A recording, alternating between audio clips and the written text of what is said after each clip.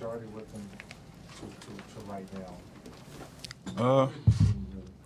I saw guys mature. From things like, of course, I was watching a lot of games while I was at home, and just knowing the guys and talking to Nick and KD before I even got here. I got a chance to see guys surpass what I expected coming into as far as their growth and just when I first got here, the young guys were coming in and getting their work in and staying after, but it's almost like as the season went on, they were coming in at night. They were getting more work in. Guys were staying longer. Guys were paying more attention to detail. Guys were learning how to control themselves emotionally a little bit more. So it was just a lot of growth in that sense. What's Stephen in particular? What did you see from him from, even just the months you were here, his growth? At first I just found out about 2 weeks ago that he's 22. For the longest, I was wondering, what is wrong with this kid? He's always yelling, ah! Like, we doing drills, and he's yelling. And then I'm like, what is wrong with this guy? Then they told me he was 22. And then I was shocked because he's far more mature for a 22-year-old than what I thought he was. I thought he was 27, 28. I was like, hey, what is this kid doing? But from a basketball standpoint, the sky is the limit for that kid. I mean, he is the prototypical center of what the NBA wants to become. I mean, a guy who can roll, catch lobs, finish in the paint, has good footwork, defend 1 through 5 so you can keep a 7-footer on the floor, switching at all positions. His athleticism is as good or better than every center in the league, with the exception of probably like a DeAndre Jordan. His touch is far better than most of you probably guys even know. I mean, you guys don't get a chance to see the work that he puts in. He has the opportunity to be the best big man in this league. I mean, at the center position. You mentioned his touch. You think 2 years from now he'll be shooting 12, 14-footers? I don't think he would need to. I don't think we're going to have stretch fives. So, I think he will be able to knock down a shot like that, but I don't think he'll really need to. It's more about just, seeing more hook shots, seeing, his little floater, which, he even displayed, throughout the series. A couple of floaters. I think as he develops more confidence, there's some guys out there who should be really scared, they don't have to compete against him.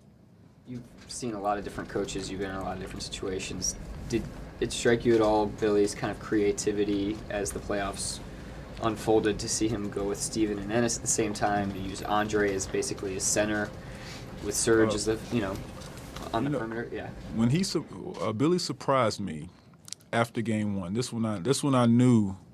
We have a connection through Coach Pitino. Coach Pitino coached both of us. And it's almost like we've known each other because of our basketball family. But where he surprised me was after Game 1, when the whole world, I had former coaches, I had ex-teammates, I had people calling me talking about, what are y'all doing with Aldridge? You guys need to, everybody's telling us we need to show.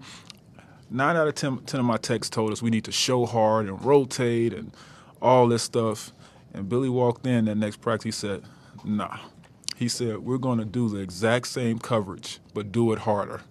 He was like, and at first I thought, like, oh, man, like he just killed us. We just got blown out because I was, listening to the outside. But he watched the film, and then he said, no, we're going to do this, and we're going to do it harder. And we came back, and we did it, and we did it harder. And we realized, like, okay, LaMarcus is going to score what he has to score. He's going to knock down some shots. But for us to win this series, this is what we need to do. And he had that confidence that, hey, I know what I'm doing. You guys, I've watched the tape. You guys just listen and do it harder, and we'll win. And, of course, he was right. So that's when I knew, okay. I said I definitely knew he had a grasp on what was going on, and he knew what would work to win the series. Do you think the city should be nervous about Kevin's decision over the next 2 months? I don't know why the city should be nervous. It's one of those things. You have a right to be a free agent. I mean, you have a right to see what's out there. You want to take a look.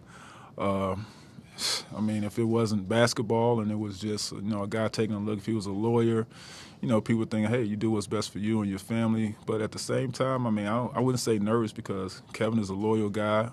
He grew up, he basically grew up here. And I think he's going to make the best decision for him and his family. But at the same time, I think he sees this as number one on his list. I mean, it's not like someone has to do something or convince him or whatever. This is number one. This is home for him. This is what this team and organization and city fits his personality more so than some of these other organizations. So I wouldn't say they should be worried. I mean, just sit back, relax, and see what happens. There's nothing they can do about it.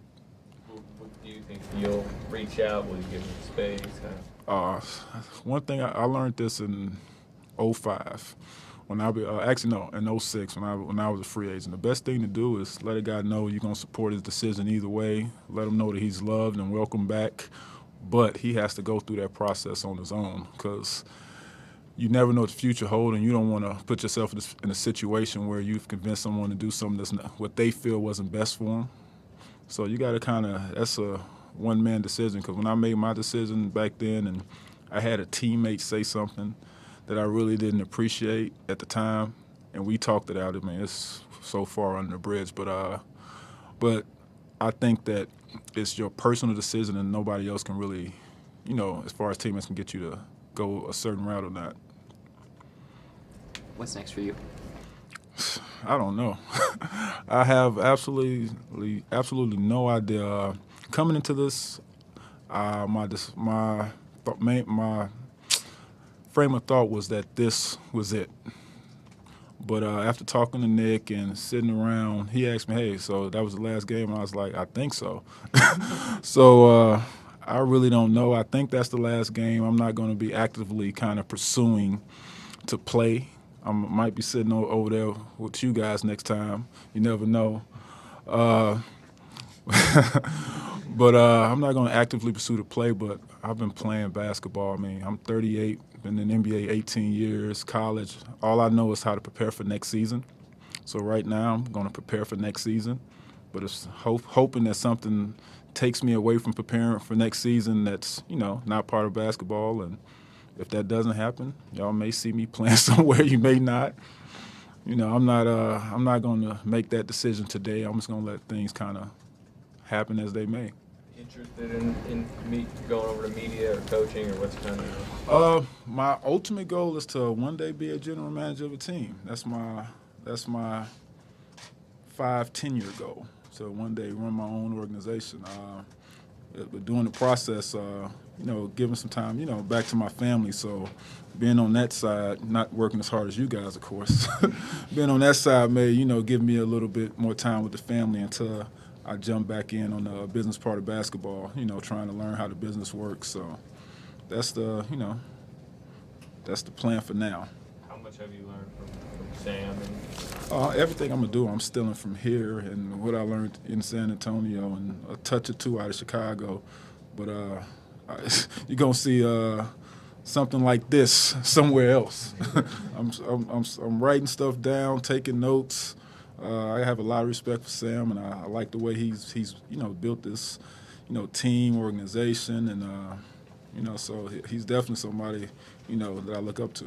In that same way, something Kevin referenced that in terms of what's important to him is he talked about culture and the people around him he's around every day, and the basketball environment. You've been around this place now 2 different times. Yeah.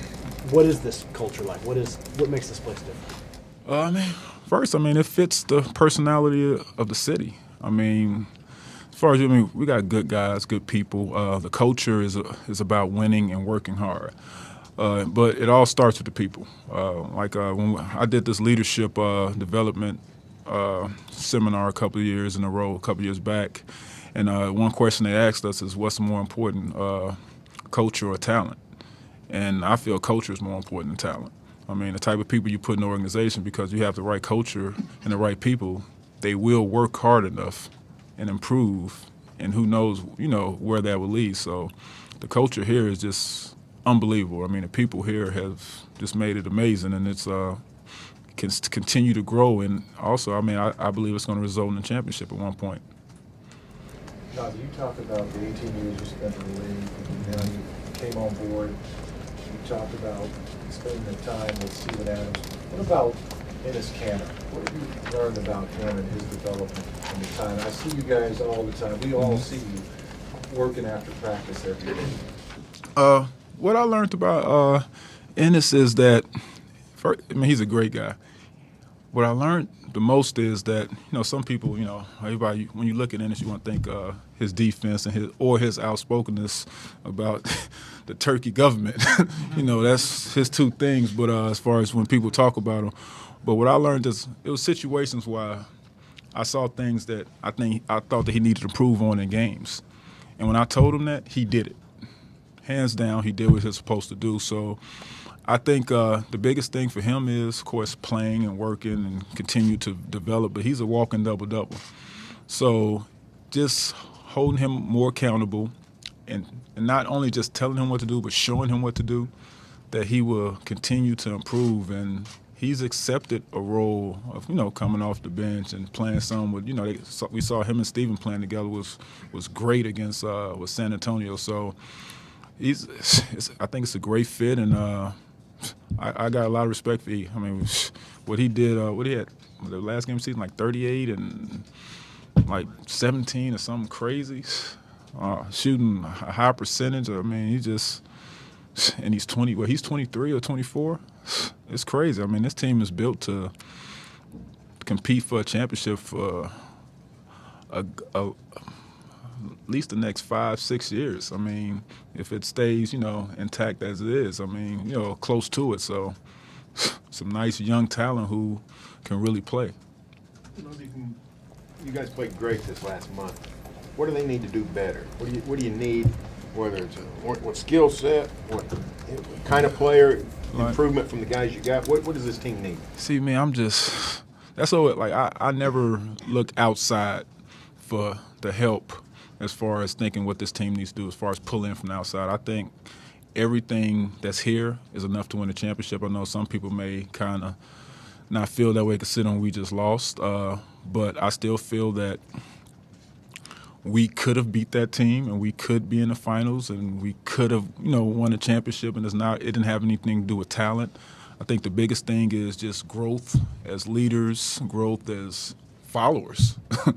It's going to be more of just emotional growth, getting better, guys getting in the gym working on their games. That is, everything is here. I mean, Dre is going to come back a better shooter because he's going to practice on it. Every year of his career, he's going to improve. His defense on how he played against Kawhi Leonard was just amazing to me. Even when Kawhi scored, I was like, I don't know how he stopped him or turned him 3 or 4 times. I said, after this, Kawhi remember Dre. Just from, he made him work. So it's so many guys like that on this team. I mean, Dion's development from when I got here to the end of the year. I mean, when I first got here, he was in love with his step back to the left jump shot. We told him downhill Dion is unstoppable. He became downhill Dion, attacking guys, getting to the rim, finding guys. So I just saw the growth. I mean, the team is in a good situation. Kevin has to do what he has to do, but it's at a great point. Russell Westbrook, compare and contrast him from your first, stint here when you left and then what you came back. Oh, I mean, I left about almost 4 years ago now. I mean, he's grew up he's a man. I mean, he's a first team All NBA. He's as good of an athlete now as he was then. His decision making is better. I mean, he's still developing as a leader. He's still developing, just controlling himself emotionally. But at the same time, how much of his emotions do you really want him to control? Some of the things are your gift and your curse. So I mean, if he can tone it down to once or twice a game, that would be cool. But at the same time, I like Russell going out there being pumped. I mean, it was the game when we were playing against, I hate to even mention his name, we was playing against Detroit. It was nice to see a game where, sometimes they expect you to sit out, but I love it to see the Russ sit out. against Reggie, I want to play. Which is, it's like, hey, I love seeing stuff like that. And to go out there, I love when Russ looks at the opposing point guard and he wants to kill everybody. Like, I love it. That's the type of guy you like to go to war with. He wants to kill everybody. So you have to deal with whatever lows to get those amazing highs. So that's just my thoughts. So did they ask Russell to sit out that game? I can't tell you what they asked Russell. I don't know. I just, from the outside, I'm sitting over there like you, and you had Kevin sit out, and you had Serge sit out. I assumed Russell was going to sit out, and then I looked over, and he was putting on his uniform. This is just my assumption. I'm looking over, and I'm thinking to myself, this is nothing he said, but I'm thinking to myself, this is all my thought. I'm thinking like, oh, that's Russ right there. Russ, like, sit out. He wants to play against the best players. We playing against Reggie. They've had their words. It's not like I'm bringing up something. He's playing against Reggie. Russ wants to go out there. It's like, hey, okay, you was here. You're gone. You said some things. I want to play. This is just my assumptions. He didn't, Russ didn't tell me this, but this is just me looking over him putting on a jersey when I thought he was going to sit out. And he's like, no, I'm ready to go. I love it, though. That's what it's all about. Anything else? Anybody else? All right. Now I got to get y'all on my snap, so y'all sit there, wave, do whatever y'all want to do.